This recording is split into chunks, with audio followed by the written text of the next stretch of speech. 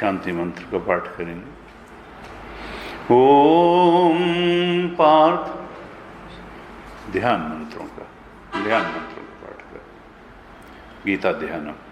ओम पार्थाय प्रतिबोधितां भगवता नारायणेन स्वयं व्यासेन ग्रथितां पुराणमुनिना मध्ये महाभारतम्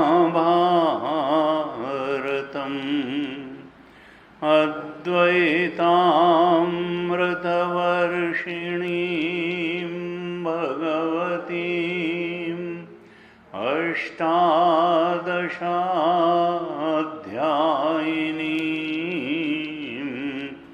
अम्ब त्वामनुसन्दधामि भगवद्गीते भवद्वेषिणीम्। नमोऽस्तु ते व्यासविशालबुद्धे फुल्लारविन्दायतपत्रनेत्र येन त्वया भारततैलपूर्ण प्रज्वालितो ज्ञानमयः प्रदीपः प्रपन्नपारिजाताय स्तोत्रवेत्रैकपाणये ज्ञानमुद्राय कृष्णाय गीतामृतदुहे नमः। सर्वोपनिषदो गावो दुग्धा गोपालनन्दनः पार्थो वत्सः सुधीर्भोक्ता दुग्धं गीतामृतं महत् वसुदेवसुतं देवं कंसचाणूरमर्दनं देवकी परमानन्दं कृष्णं वन्दे जगद्गुरुं कृष्णं वन्दे जगद्गुरुं।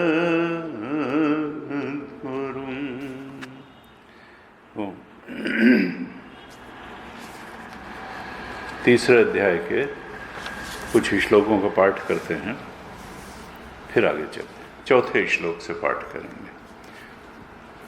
श्रीमद् भगवद गीता के तीसरे अध्याय के चौथे श्लोक से पाठ करेंगे, या तीसरे श्लोक से ही पाठ करते हैं। आप दोहराइए। अथ तृतीयोऽध्यायः श्रीभगवानुवाच लोकेऽस्मिन् द्विविधा निष्ठा पुरा प्रोक्ता मया नघ ज्ञानयोगेन सांख्यानां कर्मयोगेन योगिना न कर्मणामनारम्भात् नैष्कर्म्यं पुरुषोऽश्नुते न च सन्न्यसनादेव सिद्धिं समधिगच्छति न हि कश्चित् क्षणमपि जातु तिष्ठत्य कर्मकृत् कार्यते ह्यवशः कर्म सर्वः प्रकृतिजैर्गुणैः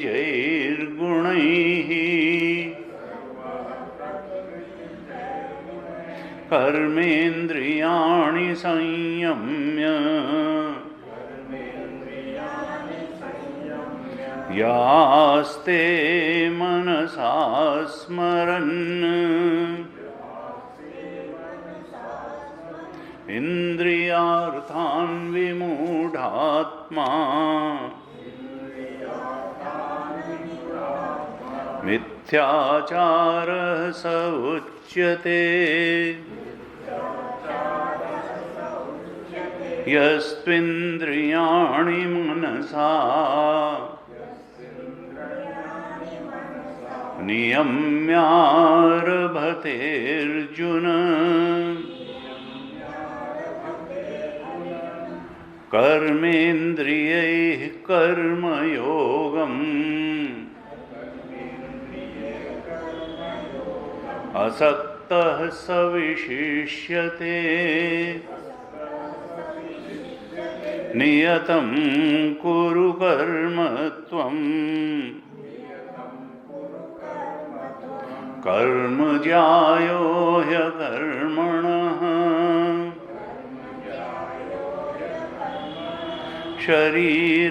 शरीरयात्रापि च ते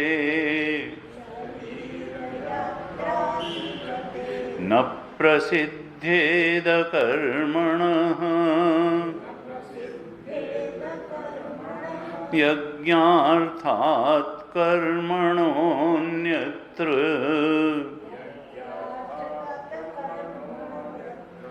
लोकोऽयं कर्मबन्धनः तदर्थं कर्म कौन्तेय मुक्तसंगः समाचर सह यज्ञाः प्रजाः सृष्ट्वा पुरोवाच प्रजापतिः अनेन प्रसविष्यध्वम् एषवोस्त्विष्टकामधुक् देवान् भावयतानेन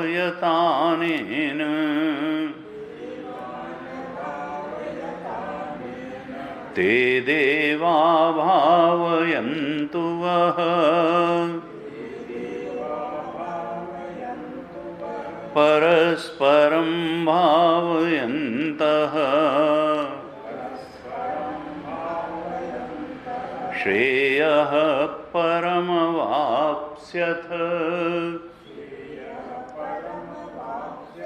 इष्टान् भोगान् हि वो देवाः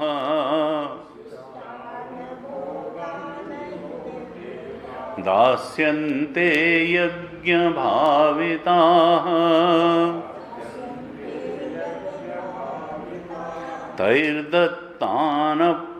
तैर्दत्तानप्रदायैभ्यः यो भुङ्क्तेस्तेन एव सः यज्ञशिष्टाशिनः सन्तः मुच्यन्ते सर्वकिल्बिषैः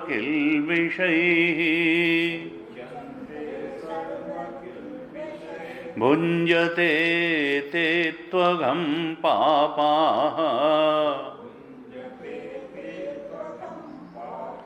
ये पचन्त्यात्मकारणात्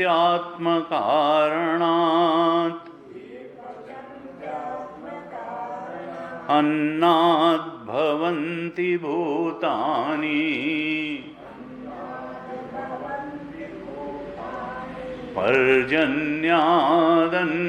पर्जन्यादन्नसम्भवः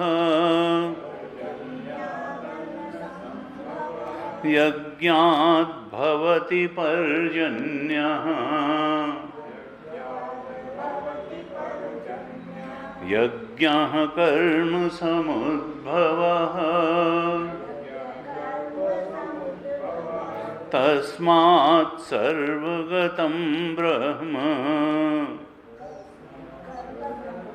सॉरी, अच्छा एक छूट गया। फिर से पढ़ लेते हैं 14-15। अन्नाद् भवन्ति भूतानि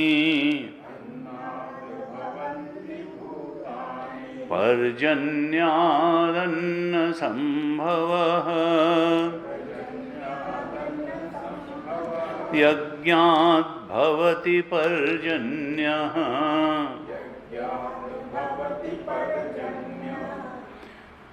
यज्ञः कर्म समुद्भवः कर्म ब्रह्मोद्भवं विद्धि ब्रह्माक्षर समुद्भवम् तस्मात् सर्वगतं ब्रह्म नित्यं यज्ञे प्रतिष्ठितम् एवं प्रवर्तितं चक्रम्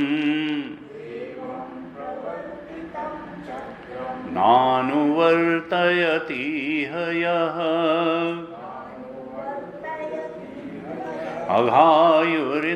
अघायुरिन्द्रियारामो मोघं पार्थ सजीवति मोघम पार्थ सजीवती।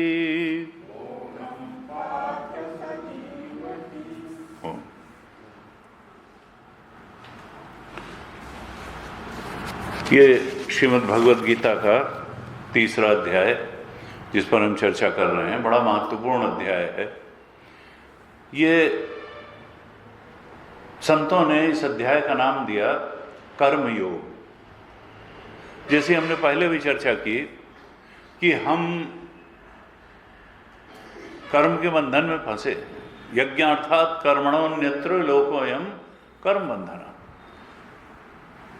जीव शरीर धारण करके इस दुनिया में आता है और मरण पर्यंत कर्म में लगा रहता है, कर्म करता रहता है, कर्म में लगा रहता है। कहीं सफलता मिलती है, कहीं असफलता मिलती है, या कहीं कर्म में फंसा रहता है।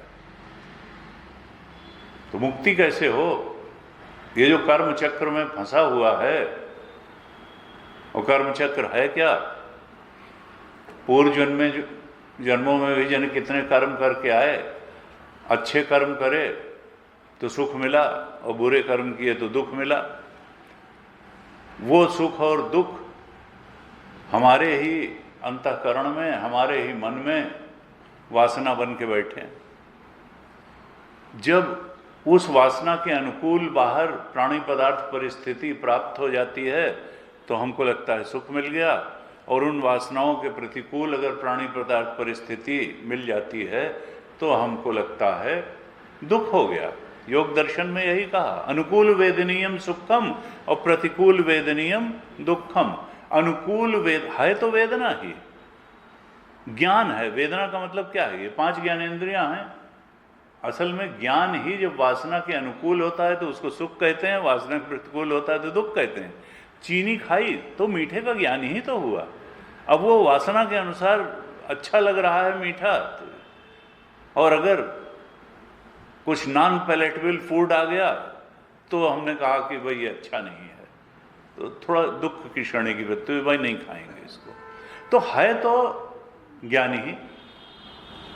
अनुकूल ज्ञान है, प्रतिकूल ज्ञान को हम दुख कह देते हैं, अनुकूल ज्ञान को हम सुख कह देते हैं।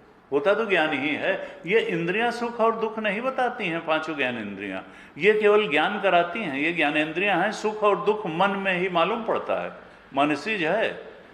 आंख कभी नहीं कहती कि, आंख नहीं बताती कि ये सुखद है। आंख तो केवल ज्ञान करा देती है रूप का। शब्द का ज्ञान कान करा देता है, स्पर्श का ज्ञान त्वचा करा देती है, रसना जो है ये केवल स्वाद का ज्ञान कर, वो ये नहीं कहती ये अनुकूल है कि प्रतिकूल है, ये अच्छा स्वाद। वो तो मन ही बताता है, वासना के परिप्रेक्ष्य में बताता है। जिसको हैबिट नहीं है उस चीज की, एक आदमी बिना सिगरेट पिए परेशान हो जाएगा, एक पी के परेशान हो जाएगा। एक आदमी नॉनवेज खा के परेशान है, एक बिना खाए परेशान है। तो ये कुछ दृढ़ करके नहीं है कि उस चीज में ये सुख और दुख वस्तुनिष्ठ नहीं है। ये वेदांत का सिद्धांत है। ये विषयनिष्ठ नहीं है सुख और दुख, ये वस्तुनिष्ठ नहीं है, ये बुद्धिनिष्ठ है। बुद्धि में धारणा क्या बैठी है? ये सुख और दुख जो है ये बुद्धिनिष्ठ हैं। हर एक की बुद्धि थोड़ा थोड़ा अलग अलग बातों को सुख। एक आदमी बहुत मेहनत करके 5 मकान बनवाना चाहता है, एक आदमी कहता है अरे भाई 2-3 कमरे बहुत हैं रहने के लिए, क्या उसके पीछे भागना है इतना। तो ये सब अपना अपना बुद्धिनिष्ठ है, किसको किस चीज में सुख मिल रहा है। वो गुरुजी एक कहानी कहते हैं कि भाई वो एक आदमी पेड़ के नीचे बैठा हुआ था। उसने कहा कि भाई ये क्या तुम आलसियों की तरह यहाँ बैठे हो। कुछ थोड़ा बहुत लोग डाल जाते थे तो भीख भी नहीं मांगता था, लोग मान लेते थे कि ये भिखारी है, कुछ दे देते उसी से उसका। उन्होंने निकलो कुछ काम करो, कुछ आगे बढ़ो। उनका क्या करें? उनका मेहनत करो। अरे कुछ नहीं तो देखो इतने पैसे तो एक डलिया फल खरीद लाओ, उसको बेचो तो थोड़ा तुमको जो है लाभ होगा।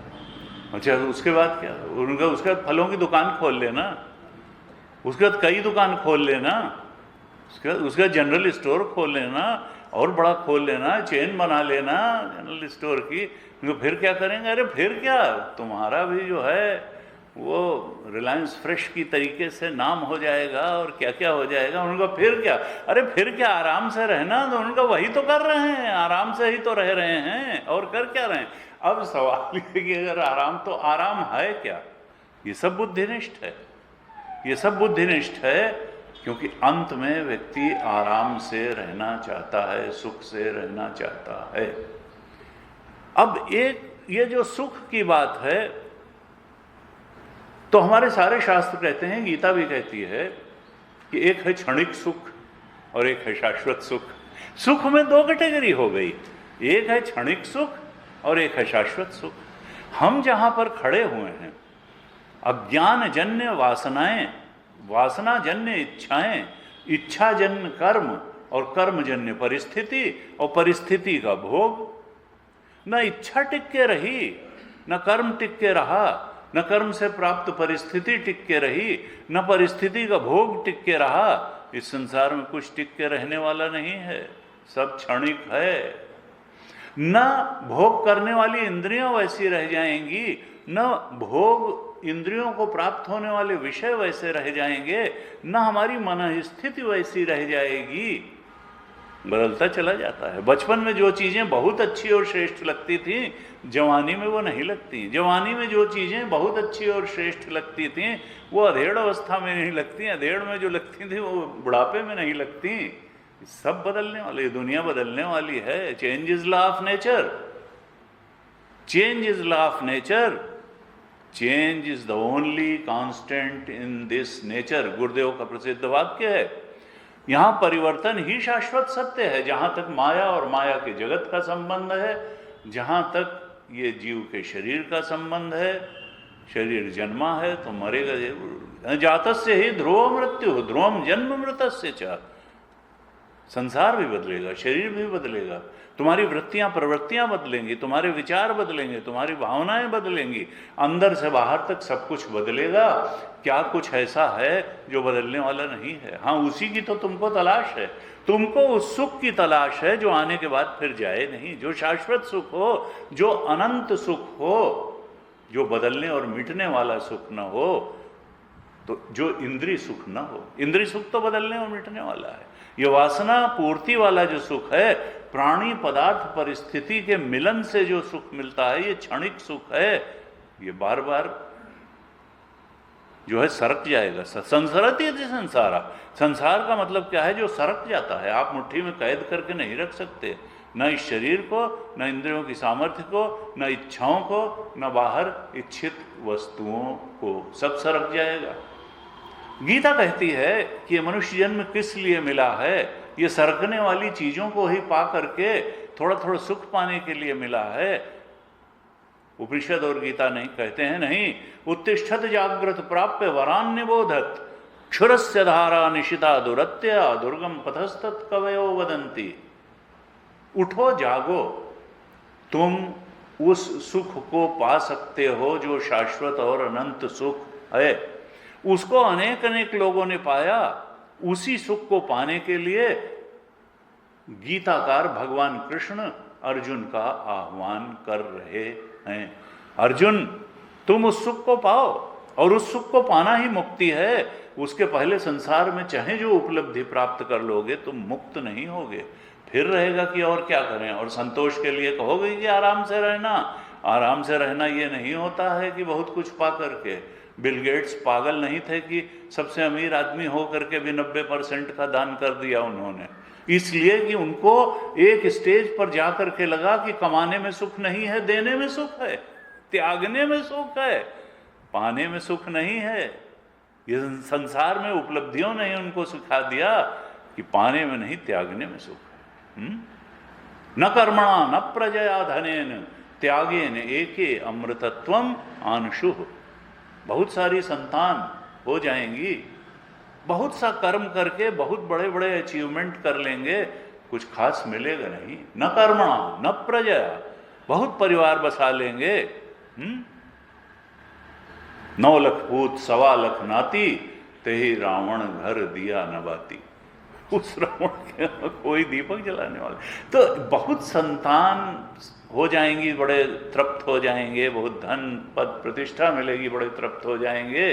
न कर्मणा न प्रजया धनेन, फिर कैसे? त्यागेन एके अमृतत्वम आंशु, एक त्याग से ही उस अनंत अमृत, अनंत आनंद, परमानंद की प्राप्ति होती है, ब्रह्मानंद की प्राप्ति होती है, आत्मानंद की प्राप्ति होती है, स्वरूपानंद की प्राप्ति होती है। It is your own nature, जिस पर तुम्हारे अज्ञान ने, तुम्हारी वासनाओं ने, तुम्हारी इच्छाओं ने पर्दा डाल रखा है। ये जो कामनाएं हैं, ये हमारी और हमारे स्वरूपानंद, हमारे ब्रह्मानंद, हमारे आत्मानंद के बीच में दीवार बन करके खड़ी हुई हैं। क्या? हमारी कामनाएं। परांचिखानी व्यतृणत स्वयं भू तस्मात् परांग पश्यति नान्तरात्मन कश्चित् धीरः प्रत्यगात्मानमैक्षत आवृत्त चक्षु अमृतत्वम। कोई एक धीर पुरुष होता है जो उस अमृत शाश्वत आनंद को पाने की इच्छा से संसार की तरफ से आंख बंद कर लेता है और आत्मचिंतन की आंख खोल लेता है। ज्ञान नयन निरखत मन माना, ज्ञान नयन को खोल लेता है। शंकर जी का तीसरा जो नेत्र है वो ज्ञान नयन ही है, जो संसार की इच्छाओं को जला देता है और आत्म इच्छा को, जिज्ञासा को, आत्मबोध ब्रह्मबोध की जिज्ञासा को दृढ़ करके चित्त में स्थापित कर देता है। वो ज्ञान नयन है, वही तीसरा नेत्र है शंकर जी का, ज्ञान नयन। और हम भी चिदानंद रूपम शिवोहम शिवोहम, वो चिद आनंद स्वरूप शिव स्वरूप हम स्वयं हैं। उन शंकर भगवान को और उनके तीसरे ज्ञान नयन को हमको अपने इसी शरीर में खोजना है, और वो है हमारा स्वरूप ही है। लेकिन उसको त्याग करके पाया जाएगा, भोग करके वो नहीं मिलेगा। वो इंद्रिय का विषय नहीं है, भोग का विषय करके वो आनंद नहीं, भोग का त्याग करके वो आनंद पाया जाता है।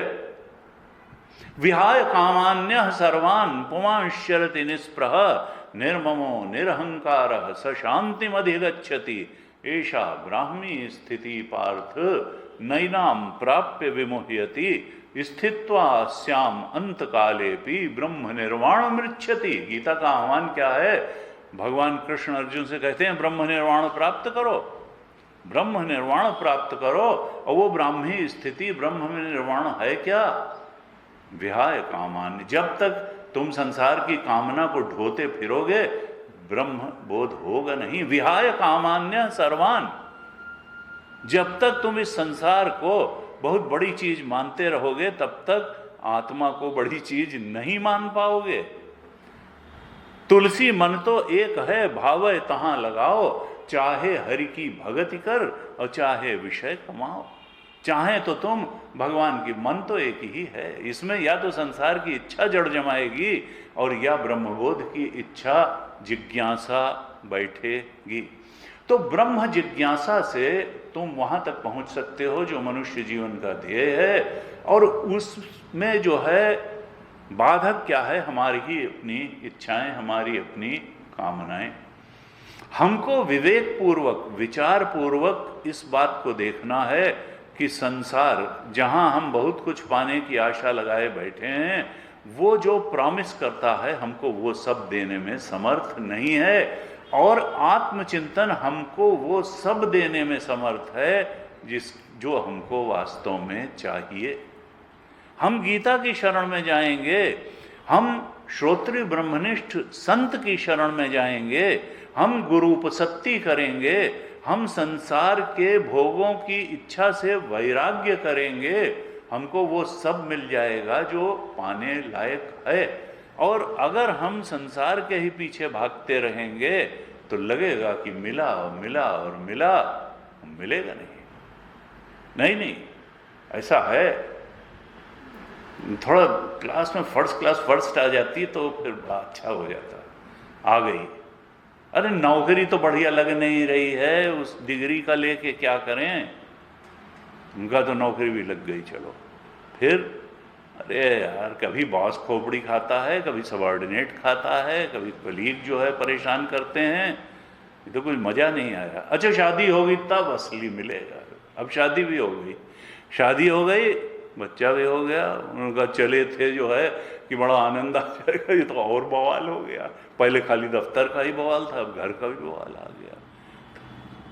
अरे यार अच्छा ठीक है, अब जब बड़े पोस्ट पे पहुंचेंगे तब बड़े पोस्ट पे और दिक्कत हो गई।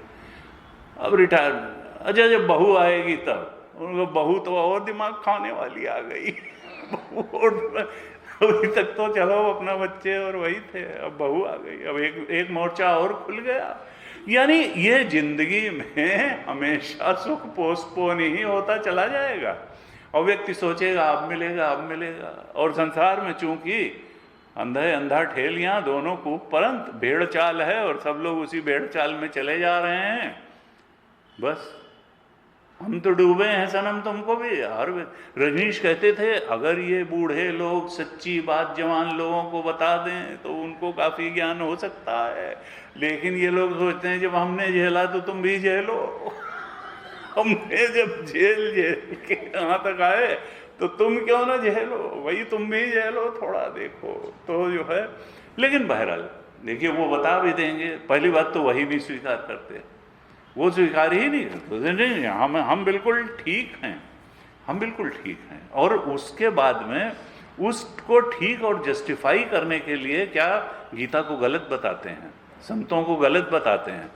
ब्रह्मबोध जैसी कोई चीज होती ही नहीं है, होती भी है तो ना हम प्राप्त कर सकते हैं ना हमारे जान पहचान का कोई प्राप्त कर सकता है। ये गप की कल्पना की बातें हैं। और संत जो है कहते हैं कि जितनी मेहनत से तुम परिवार बसाते हो, जितनी मेहनत से तुम नौकरी करते हो, जितनी मेहनत से मकान बनाते हो, उससे बहुत कम मेहनत में तुम आत्मबोध प्राप्त कर सकते हो। क्यों? क्योंकि किसी भी चीज को बनाने में, खड़ा करने में बड़ी मेहनत की जरूरत होती है, और तोड़ने में कुछ खास मेहनत, छोड़ने में क्या मेहनत करनी है, निकले और चल दिए, छूट गई बात। त्यागे ने एक अमृतत्व, जब छोड़ना है। लेकिन अब ये हो क्यों नहीं पाता? क्योंकि आसक्ति जन्म जन्मांतर से ऐसी कस के बैठी हुई है। इस संसार में सत्य का बोध बैठा है, महत्व का बोध बैठा है। हमें लगता है कि नहीं, संसार जो है बड़ा सत्य है, बड़ा महत्वपूर्ण है, और सबसे बढ़ करके बड़ा सुखद है। सुखद अगर हमने कहीं सुख बुद्धि कहीं कर ली है तो फिर उससे वैराग्य हो नहीं सकता है। जिसमें सुख बुद्धि है वो महत्वपूर्ण लगेगा ही लगेगा, जो सुखद है वो महत्वपूर्ण लगेगा ही लगेगा, और जो सुखद और महत्वपूर्ण है वो सत्य लगेगा ही लगेगा। लाख कहा जाए कि ये सत्य नहीं है। तो बात कहाँ आकर के फंसती है कि सुखद है क्या? और जितने संतों ने उस स्वरूपानंद को पाया, आत्मानंद ब्रह्मानंद को पाया, उस ब्रह्म स्थिति को पाया, उन सब ने कहा कि संसार में नहीं, आत्मा में ही सुख है, आत्मबोध में सुख है। नानक देव जी ने कहा नानक दुखिया सब संसार। क्यों? क्योंकि जो भी इच्छा पूर्ति को सुख का साधन मान करके संसार में इच्छा पूर्ति करने के लिए पुत्रेषणा वित्तेषणा लोकेषणा की पूर्ति करके सुख पाना चाहेगा, उसको कभी स्थायी सुख नहीं मिलेगा। जैसे उड़ जहाज को पंछी पुनि जहाज पर आवे, मेरो मन अनंत कहाँ सुख पावे। नानक दुखिया सब संसार, और सो सुखिया जो नाम धारा। जो भगवत स्मरण में आत्मचिंतन में लगता है वो सुखी हो जाता है। थोड़े थोड़े सब दुखी, सुखी राम के दास। राजा दुखी प्रजा दुखी, साधुन के दुख दूना, कहें कबीर सुनो भाई साधो कौनो घर नहीं सुना। गीता जी के 8वें अध्याय के 15वें श्लोक में कहा भगवान ने, ये क्या है? दुखालयम अशाश्वतम है। ये संसार क्या है? दुख का घर है और अशाश्वत है। हमने कई बार पहले भी चर्चा की, लोग ये तो मान लेते हैं कि ये अशाश्वत है। सब कोई जानता है कि शरीर नहीं रहेगा, और शरीर नहीं रहेगा तो शरीर के संबंध भी नहीं रहेंगे, शरीर की उपलब्धियां भी नहीं रहेंगी, तो अशाश्वत है, तो सब लोग जानते हैं। लेकिन दुख का आलय है, ये जानते हुए भी व्यक्ति नकारता है, नहीं नहीं अब स्वामी जी कुछ तो सुख ही है, अब कुछ तो है ही है, और वो सुख जो है वो दुख परिणामी है। 18वें अध्याय में भगवान ने बड़े स्पष्ट रूप से कहा, 38वें श्लोक में 18:38 में कहा, विषयेन्द्रिय संयोगात यत्तदग्रे अमृतोपमम परिणामे विषमेव तत्सुखम राजसम। ये जो इंद्रिय और विषय के सन्निकर्ष से प्राप्त होने वाले सुख हैं, जिनको ही केवल हम जानते हैं। आंख जो है बड़ा अच्छा रूप मिल गया, त्वचा को स्पर्श मिल गया, रसना को स्वाद मिल गया, कान को अच्छा शब्द, ये जो इंद्रिय और विषय के सन्निकर्ष से प्राप्त होने वाले सुख हैं, ये पहले जब नहीं मिले हैं और मिलते समय अमृत के समान लगते हैं, लेकिन परिणाम में विष के समान दुख देने वाले हैं। परिणाम है विष में वो, ये जो है ये तुमको लुभाते हैं, लेकिन ये जो प्रॉमिस करते हैं वो देते नहीं हैं। तो असली सुख कौन है? कहा असली सुख आत्म सुख है। और उस आत्म सुख वो सांख्य बुद्धि से मिलेगा, वो ज्ञान निष्ठा से मिलेगा, वो अपने भगवत स्वरूप के बोध से मिलेगा। और हमारा भगवत स्वरूप और कृष्ण का भगवत स्वरूप एक ही है। हमारे हृदय में चेतना बन करके कृष्ण चेतन ही बैठा है, राम चेतन ही बैठा है, आत्म चेतन ही बैठा है, ब्रह्म चेतन ही बैठा है। तो 8वें अध्याय के 15वें श्लोक में भगवान ने कहा, माम उपेत्य पुनर्जन्म दुखालयम अशाश्वतम। जब तुम मुझे पालोगे, मुझ कृष्ण परमात्मा को, अर्थात अपने आत्मा को, अर्थात ब्रह्मबोध को, अर्थात आत्मबोध को, अर्थात स्वरूपानंद को, स्वरूप के सत्य को, ब्रह्म सत्य, जो सत्य है वही चेतन है, वही आनंद है, सच्चिदानंद रूपाय विश्वोत्पत्त्यादि हेतवे तापत्रय विनाशाय श्री कृष्णाय वयम। सच्चिदानंद राम है, सच्चिदानंद कृष्ण है, सच्चिदानंद आत्मा है, सच्चिदानंद ब्रह्म है। कहा माम उपेत्य पुनर्जन्म दुख। ये जो बार बार पुनरपि जन्मम पुनरपि मरणम पुनरपि जननी जठरे शयनम, ये जो पुनर्जन्म है, ये शरीर में आके कोई बड़ा रिवार्डेड नहीं हुए हैं, बहुत ऊंची बात नहीं है। चाहे मनुष्य शरीर में आए, चाहे गधे कुत्ते सुअर के शरीर में जाए, बात वही है। मुक्त होते तो नहीं आते इस शरीर में, कुछ मिश्रित कर्म किए थे तो भगवान ने कृपा करके ये मनुष्यों ने दे दी। क्यों? क्योंकि यहाँ फ्री विल है और विवेक जागृत है। उस जागृत विवेक का उपयोग करके और फ्री विल का उपयोग करके हम भगवत प्राप्ति भी कर सकते हैं और संसार में भटक भी सकते हैं। ये हमारे ऊपर है पूरा। चौराहे पे खड़े हैं, चाहें तो दाएं जाएं, बाएं जाएं, पीछे आएं, आगे जाएं। शास्त्र कहते हैं आत्मचिंतन की तरफ बढ़ो, ब्रह्मबोध की तरफ बढ़ो, ब्रह्मानंद की तरफ बढ़ो, ब्रह्म सत्य की तरफ बढ़ो। संसार असत्य है, संसार स्वप्न तुल्यो ही राग द्वेषादि संकुल स्वकाले सत्वद्भाति प्रबोधे सती असद्भवेत। ये स्वप्न के समान है।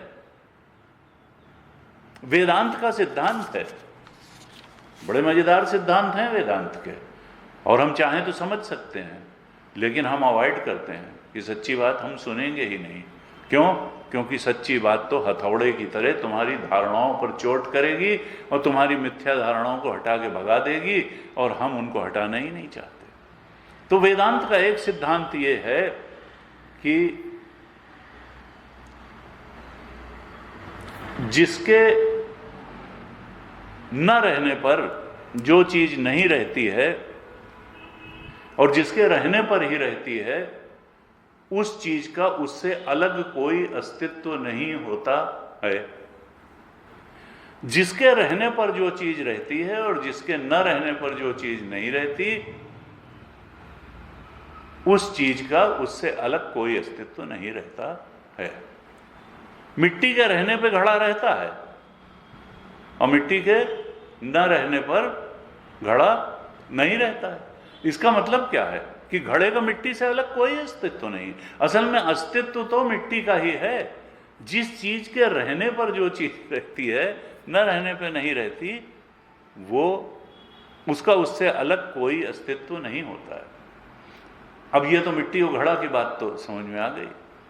अब इसको अगर हम इस पूरी सृष्टि पर लागू करें, स्वप्न की सृष्टि पर भी लागू करें और जागृत की सृष्टि पर भी लागू करें, तो 3 अवस्थाएं हैं जिनमें हम 24 घंटे में जाते हैं। जागृत अवस्था में, स्वप्न अवस्था में, डीप स्लीप या सुषुप्ति में, 3 अवस्थाओं में ये जीव जाता है, जागृत, स्वप्न, सुषुप्ति।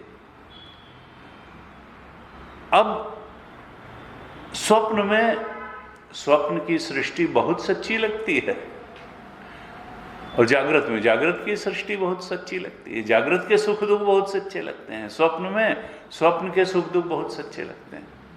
और डीप स्लीप में कोई सृष्टि ही नहीं रहती। सुषुप्ति में, डीप स्लीप में न जागृत की सृष्टि रहती है, न स्वप्न की सृष्टि रहती है, लेकिन हम तो रहते हैं। और जागने के बाद, गहरी नींद से जागने के बाद हर व्यक्ति कहता है कि मैं सुख से सोया। अगर सुषुप्ति में न जाए, आहारा ब्रह्मगमयति, क्यों? क्योंकि वहां अपने ही ब्रह्म स्वरूप में गोता लगा करके आता है। तो डीप स्लीप से ज्यादा रिफ्रेशिंग चीज कोई है ही नहीं प्राणी मात्र के जीवन में। क्यों? क्योंकि शास्त्र ने कहा आहारा ब्रह्म। तुम डीप स्लीप में अपने ब्रह्म स्वरूप में गोता लगा करके आते हो, सारा टेंशन रिलीज करके आते हो। इसलिए हर व्यक्ति कहता है सुषुप्ति से, गहरी नींद से उठने के मैं सुख से सोया, वहां दुख नहीं था। तो दुख 2 अवस्थाओं में ही होता है, एक जागृत में और एक स्वप्न में। और उन्हीं 2 अवस्थाओं में क्या होता है? सृष्टि का बोध होता है। स्वप्न में स्वप्न की सृष्टि का बोध होता है, जागृत में जागृत की सृष्टि का बोध होता है। इसका मतलब क्या है कि जब हम सृष्टि को जानते हैं, उस सृष्टि में को सच्ची जानते हैं, उस सृष्टि में विचरण करते हैं, सृष्टि का बोध हमको होता है, सृष्टि का ज्ञान होता है, तब ये दुख का कारण होता है। अगर ये ज्ञान ना हो तो डीप स्लीप में कोई दुख नहीं है, वहां सुख ही सुख है। कोई नहीं कहता कि मैं दुखी हुआ, चाहे अचीवर हो, चाहे नॉन अचीवर हो, चाहे फेल्योर हो, चाहे जैसा हो, चाहे गधा हो, चाहे कुत्ता हो, सबको नींद चाहिए, मनुष्य हो। और ज्ञान का साधन क्या है हमारे पास? हमको स्वप्न की सृष्टि का ज्ञान किस प्रकार से होता है और जागृत की सृष्टि का ज्ञान किस प्रकार से होता है, ज्ञान का साधन क्या है? कहा ये जो हमारी बुद्धि वृत्ति है, यही ज्ञान का साधन है। स्वप्न की सृष्टि का ज्ञान भी वृत्ति से ही होता है। वृत्ति का मतलब है थॉट। और जागृत की सृष्टि का ज्ञान भी थॉट से ही होता है, वृत्ति से ही होता है। वृत्ति जिस चीज का आकार ले लेती है उसका हमको ज्ञान हो जाता है, और जिसका आकार वृत्ति नहीं ले पाती उसका ज्ञान हमको नहीं हो सकता है। वो फिर चाहे स्थूल पदार्थ हो या कॉन्सेप्ट्स हो। जिन कॉन्सेप्ट्स का ज्ञान का आकार वृत्ति ले लेती है, हम कह देते हैं भाई समझ गए, और नहीं कहते भाई समझ में नहीं आया। फिर और समझाया जाता है तो कहते हैं हाँ अब समझ में आ गया। क्यों? क्योंकि वृत्ति ने उस कॉन्सेप्ट का आकार ले लिया, या वृत्ति ने उस स्थूल विषय का आकार ले लिया। आंख से भी वृत्ति बनती है, कान से सुन के भी वृत्ति बनती है, छू करके भी वृत्ति बनती है, और स्वाद की भी वृत्ति बनती है, शब्द स्पर्श रूप रस गंध, सबकी गंध की भी वृत्ति ही बनती है, तभी हम गंध को जानते हैं। तो हमारे पास जानने का साधन है वृत्ति, और ये वृत्ति जो जानने का साधन है, वृत्ति जागृत अवस्था में रहती है और स्वप्न अवस्था में। डीप स्लीप में वृत्ति नहीं रहती है। डीप स्लीप में भी अगर वृत्ति रहती तो हम ब्रह्म को जान गए होते, क्योंकि वहां तो अज्ञान, वहां न अज्ञान को जानते हैं न ब्रह्म को जानते हैं, लेकिन आहारा ब्रह्म, अज्ञान और ब्रह्म 2 ही रहता है। जागते हैं तो कहते हैं सुख से सोए। तो मतलब क्या है कि जब वृत्ति का खेल चलता है, वृत्ति से ही तो जानते हैं, वृत्ति का खेल चलता है जागृत में तो हम जागृत सृष्टि को जानते हैं, और वृत्ति का खेल चलता है स्वप्न में तो हम स्वप्न की सृष्टि को जानते हैं। और वहां हम केवल सुख को ही नहीं जानते, वहां दुख को भी जानते हैं। 2 ही अवस्थाओं में दुख होता है। जब वृत्ति रहती है तो जागृत की सृष्टि रहती है, जब वृत्ति रहती है तो स्वप्न की सृष्टि रहती है, जब वृत्ति लीन हो जाती है डीप स्लीप में तो न जागृत की सृष्टि रहती है न स्वप्न की सृष्टि रहती है। इसका मतलब क्या है कि वृत्ति के रहने से ही सृष्टि रहती है और वृत्ति के लीन हो जाने से सृष्टि नहीं रहती है। जिसके होने से जिसका अस्तित्व होता है वो उससे अलग कुछ नहीं होता है। जिसके होने से जिसका अस्तित्व होता है और जिसके न रहने से जिसका अस्तित्व नहीं रहता है वो चीज उससे अलग कुछ नहीं होती है।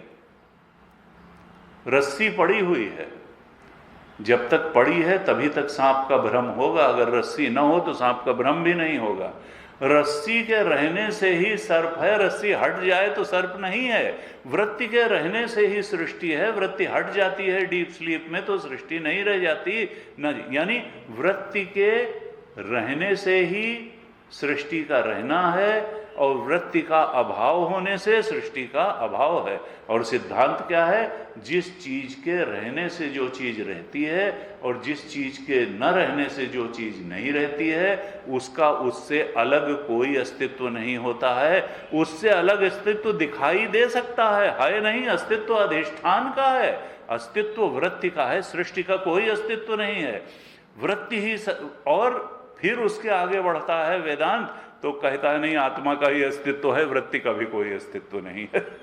वृत्ति का भी कोई अस्तित्व नहीं है, अस्तित्व केवल आत्मा का है, सृष्टि का कोई अस्तित्व नहीं है।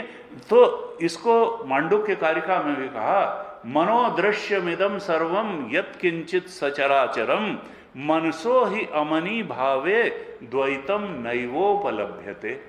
मनोदृश्यमिदम, ये सब मन का दृश्य है, ये वृत्ति रूप है। जागृत की सृष्टि भी वृत्ति रूप है, वृत्ति से अलग कोई इसका अस्तित्व नहीं है, क्योंकि वृत्ति ना रहने पे रहती नहीं। वृत्ति कंपैरेटिवली देखा जाए तो मनोदृश्यमिदम वृत्ति रूप है ये सृष्टि। मनोदृश्यमिदम सर्वम यत् किंचित सचराचरम मनसो ही अमनी भावे द्वैतम नैवोपल। द्वैत उपलब्धि ही नहीं होता है। मन जब अमनी भाव को प्राप्त हो जाता है तो द्वैत नहीं रहता है।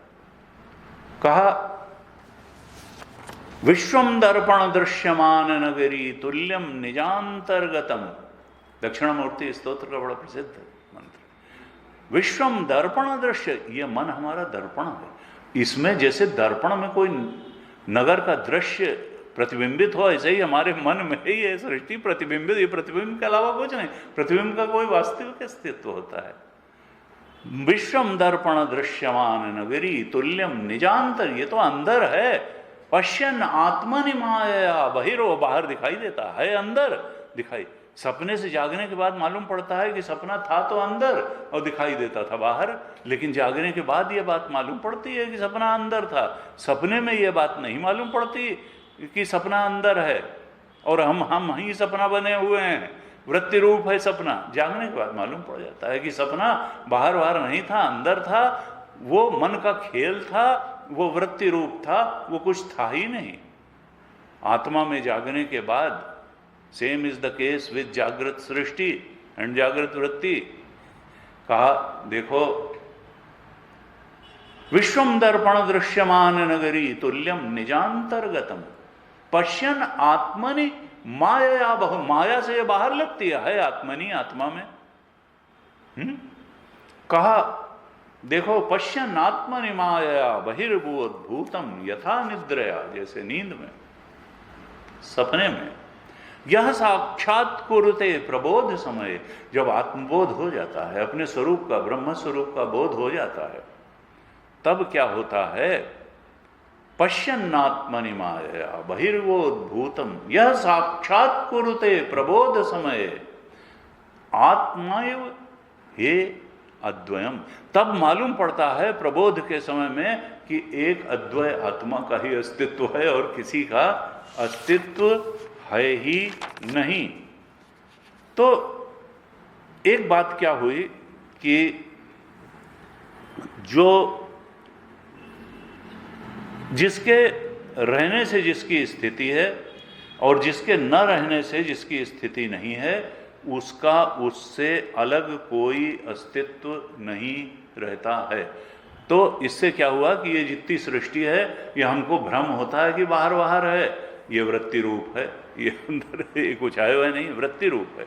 एक सिद्धांत ये हुआ, और दूसरा सिद्धांत इससे और आगे ले जाने वाला है, क्योंकि अवृत्ति सत्य है, ये सृष्टि तो वृत्ति रूप है, तो क्या वृत्ति बहुत सच्ची चीज है?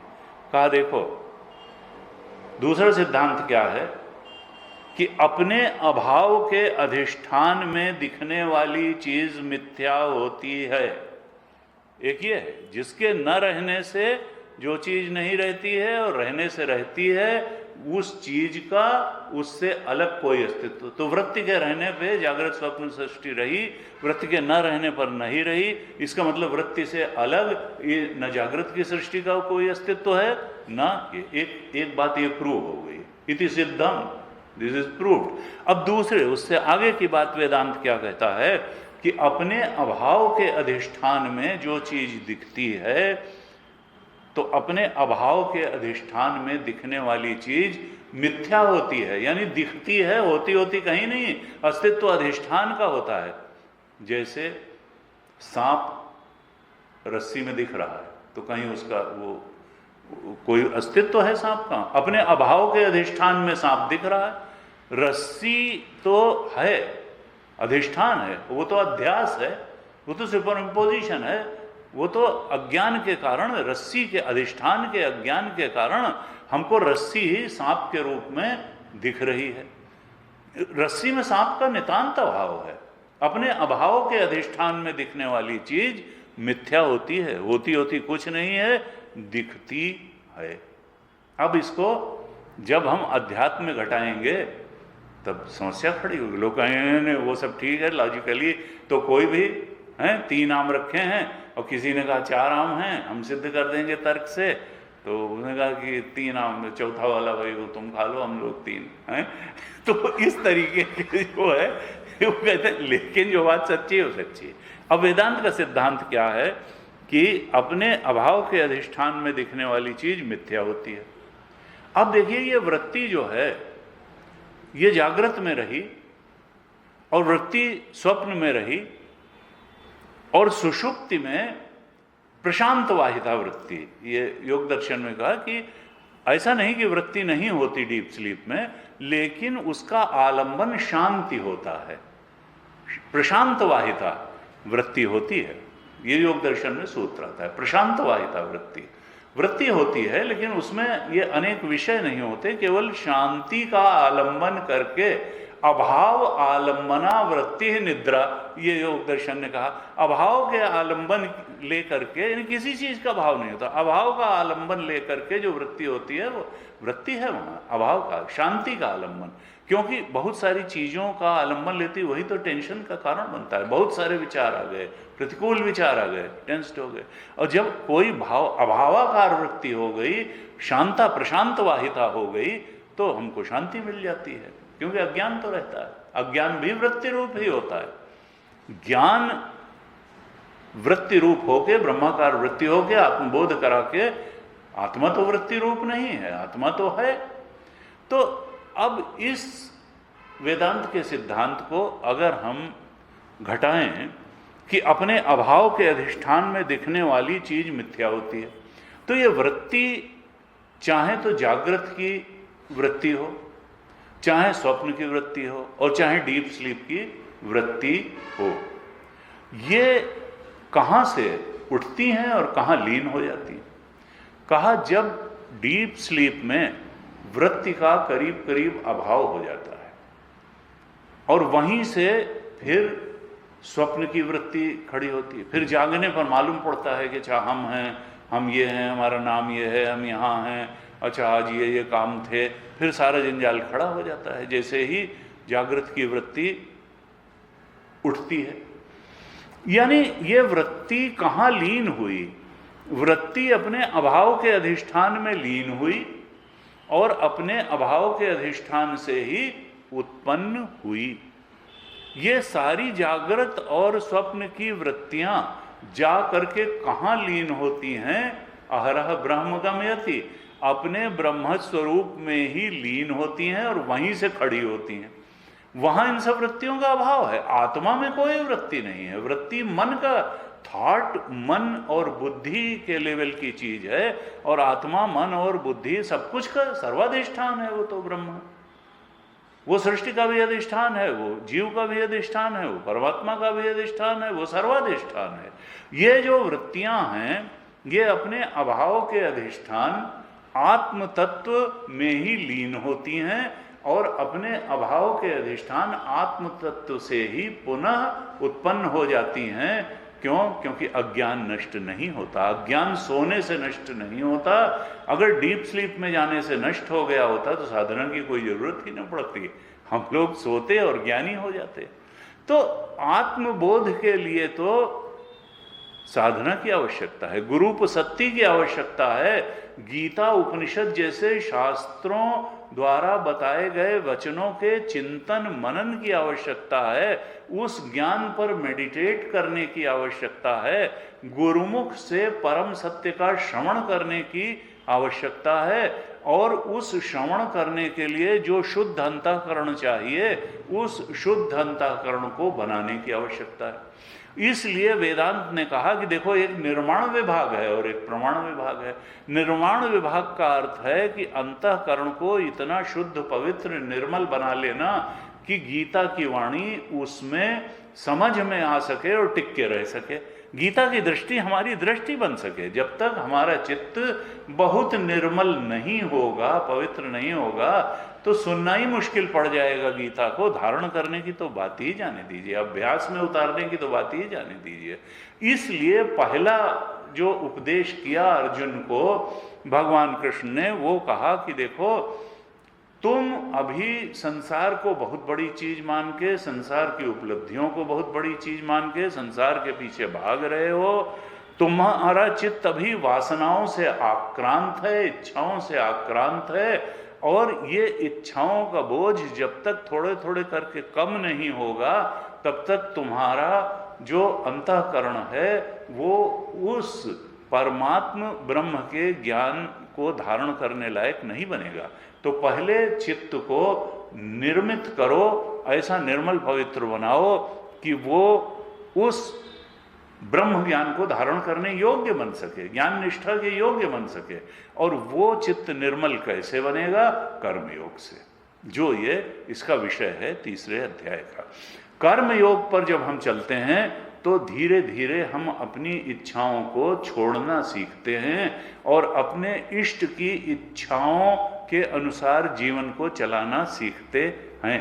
क्योंकि जो बाहर से कर्मयोग है वो अंदर से भक्ति योग है।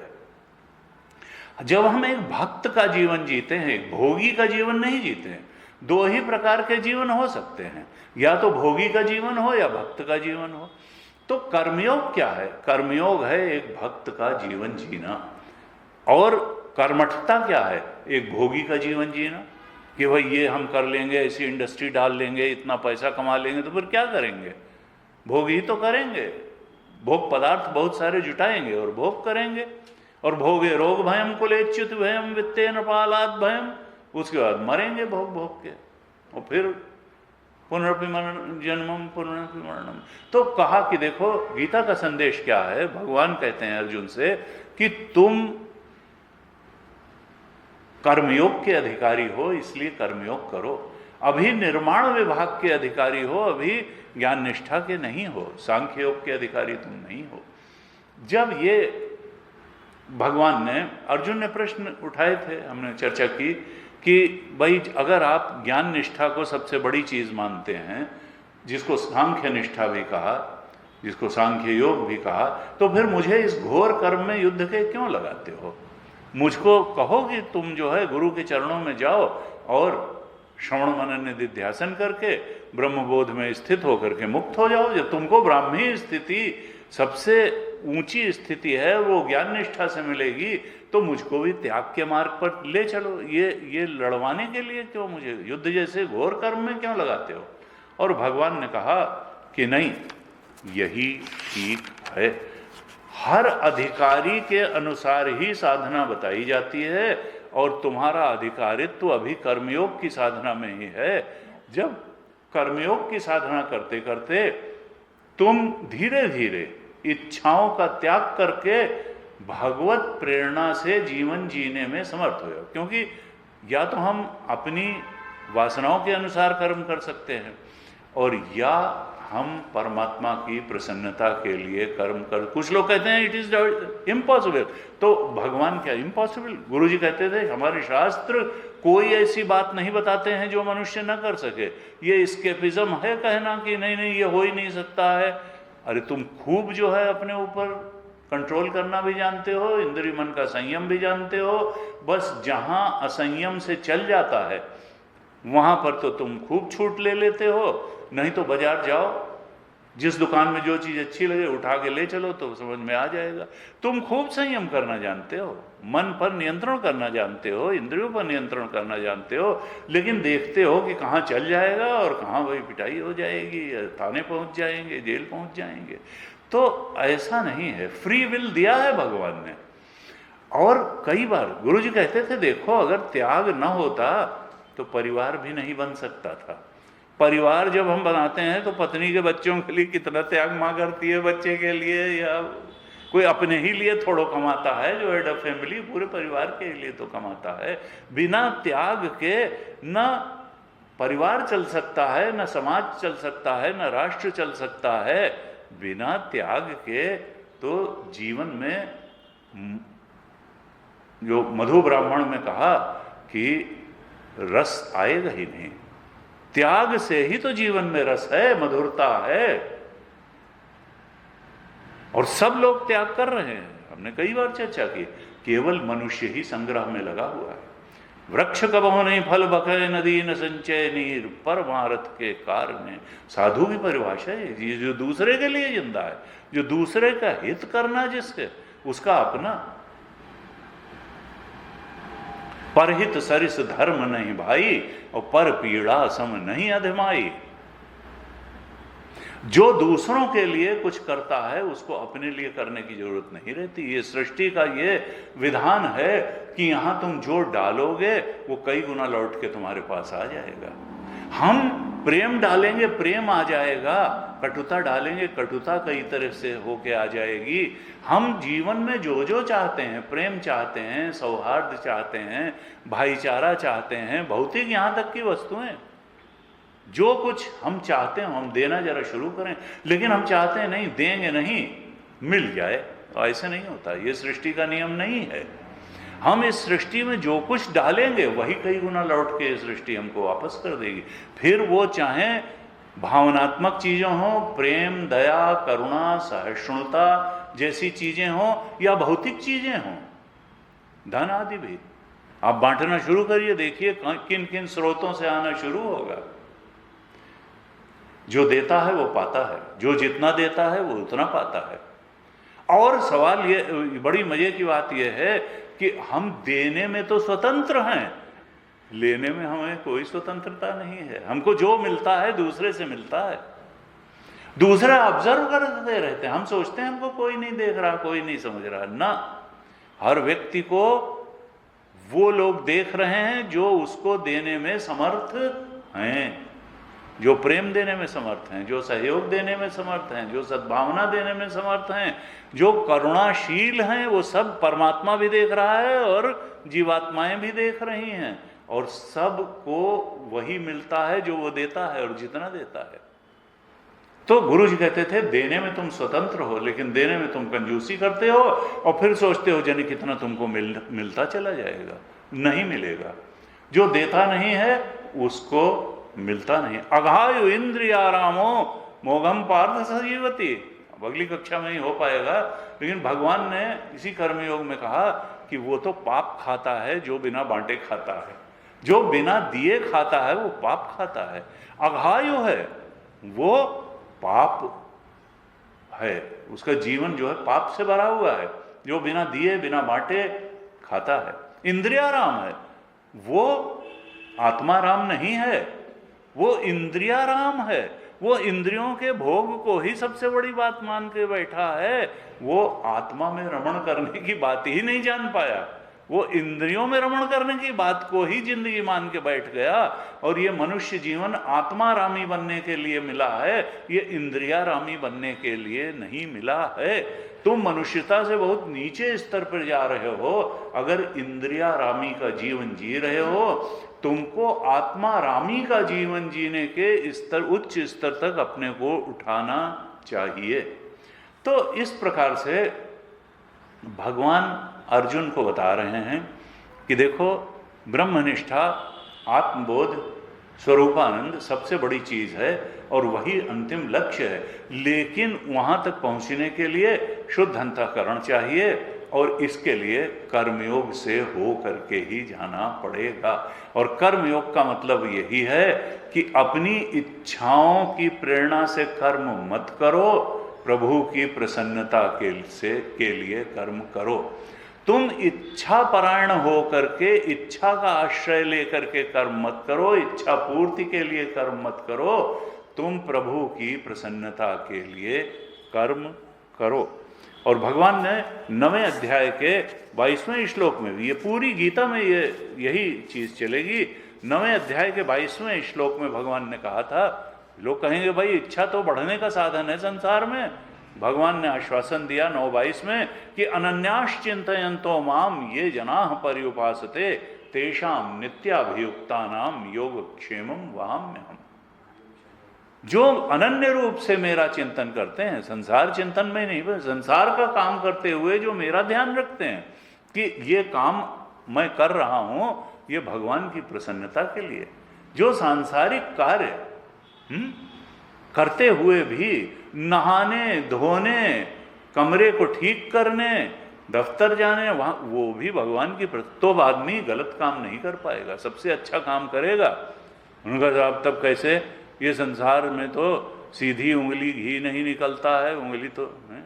एक संत थे, उन्होंने कहा कि अच्छा भाई तुम एजी ऑफिस जानते होगे तो लोग पूछते होंगे एजी ऑफिस में पैसा ऑडिट वाडिट कुछ लेते हो? उन्होंने कहा हाँ, अब बाबूजी 5 लड़कियां हैं फिर कैसे होगा, नहीं लेंगे। तो उन्होंने कहा अच्छा तो ऐसा करना कि किसी का गला दबा करके मत लेना, क्यों मिलता हो ले लेना। अब बाबूजी ऐसे कैसे हो सकता है, उनके गुरु थे, उंगली बिना टेढ़ी किए तो घी निकलता नहीं है, तो कुछ तो करना ही पड़ता है। उन्होंने कहा जाओ जो मर्जी हो सो करो, जो मर्जी हो सो करो।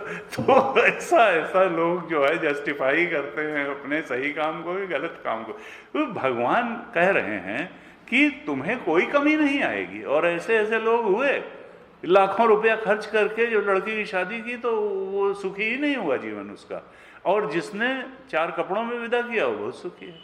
भाई चीजें पैसे से नहीं खरीदी जाती, और जो सबसे महत्वपूर्ण चीजें हैं वो तो पैसे से एकदम नहीं खरीदी जाती।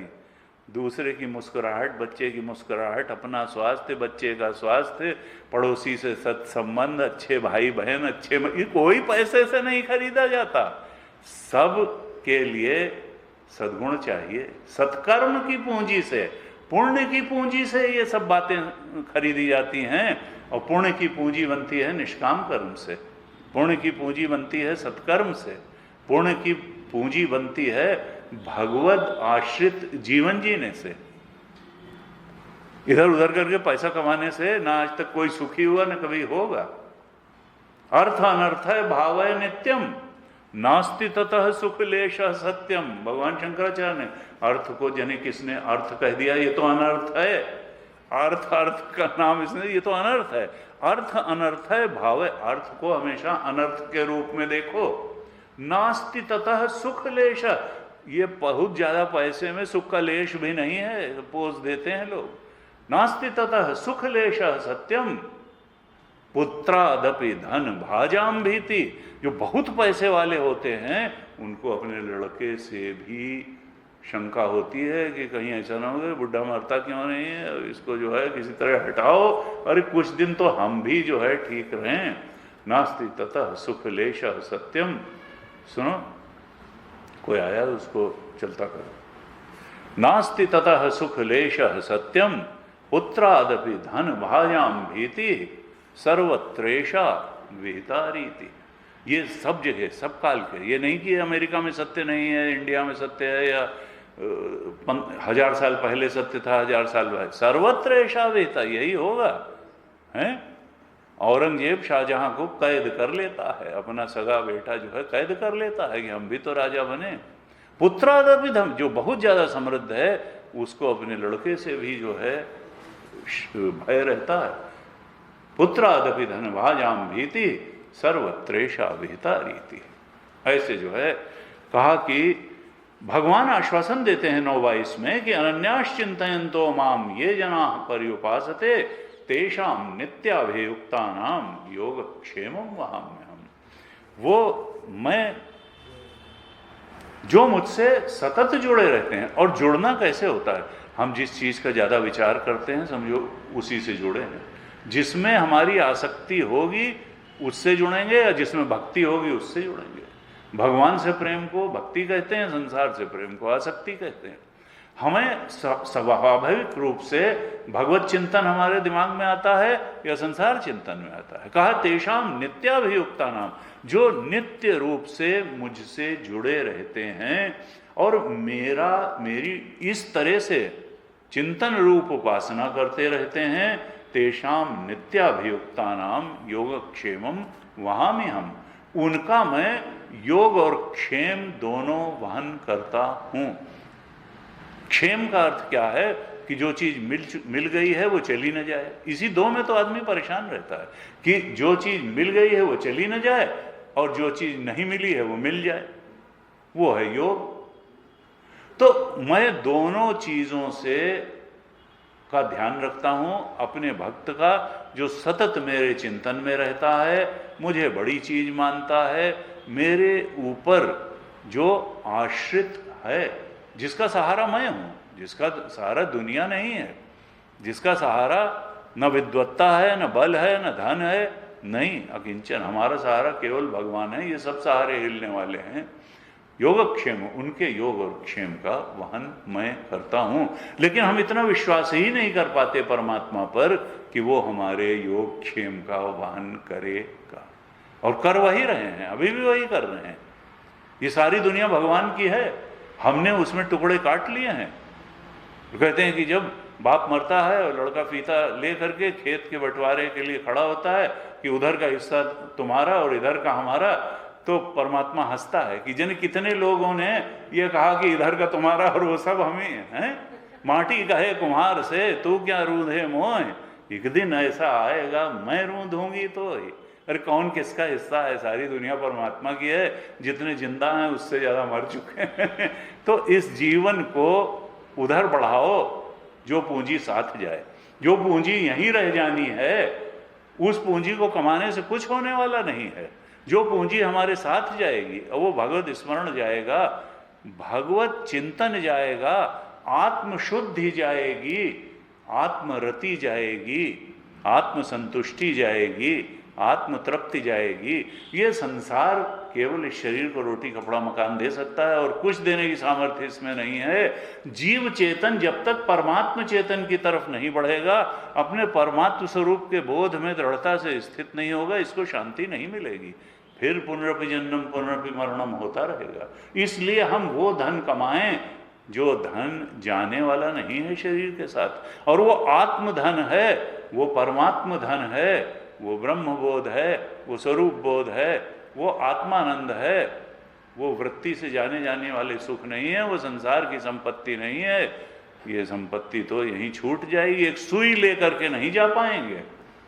तो ये जो है भगवान का उपदेश है अर्जुन को कि देखो अर्जुन, तुम कर्मयोग करो, और जब ज्ञान योग का अधिकारित्व आ जाएगा, ज्ञान निष्ठा सांख्य निष्ठा के तुम अधिकारी बन जाओगे, अंतःकरण बिल्कुल शुद्ध हो जाएगा, तब गुरु को सत्य भी हो जाएगी, गुरु भी मिल जाएंगे, और तब तुम श्रवण मनन निधिध्यासन करके और अपने ब्रह्म स्वरूप के बोध को उपलब्ध हो जाओगे। लेकिन अभी जो तुम्हारा अधिकारित्व है कर्मयोग का, तुम कर्मयोग करो, निष्काम भाव से युद्ध लड़ो, क्योंकि तुम धर्म पक्ष के योद्धा हो। तो अधर्म पक्ष का नाश करना, अधर्म का नाश करके धर्म की स्थापना करना, ये तुम्हारा परम कर्तव्य है। इसी से तुम्हारी आध्यात्मिक उन्नति होगी। तुम्हारा संसार छोड़ करके माला जपने से अभी तुम्हारी वो स्टेज नहीं है। जब वो स्टेज आएगी तो वो भी नेचुरल वे में हो जाएगा। लेकिन अभी तुम जिस कर्म योग के अधिकारी हो वो कर्म योग करो। यही संदेश है। हम आगे जो है अगली कक्षा में इस पर चर्चा करेंगे। आज ओम पूर्णमदः पूर्णमिदं पूर्णात् पूर्णमुदच्यते पूर्णस्य पूर्णमादाय पूर्णमेवावशिष्यते। ओम शांति शांति शांति। हरि ओम श्री गुरुभ्यो नमः। हरि ओम।